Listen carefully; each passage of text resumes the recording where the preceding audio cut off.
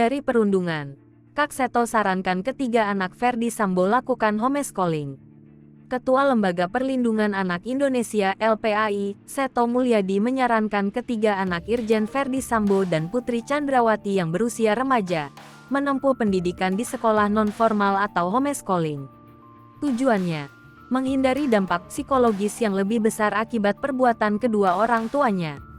Ia menilai, keputusan untuk mengalihkan jalur pendidikan ke homeschooling memungkinkan anak-anak tersebut tumbuh dan berkembang menjadi baik tanpa ketinggalan kurikulum. Menurut Kak Seto, saat ini anak-anak harus dipisahkan dari lingkungan yang menjadi sumber tekanan-tekanan, misalnya dibully secara digital atau virtual.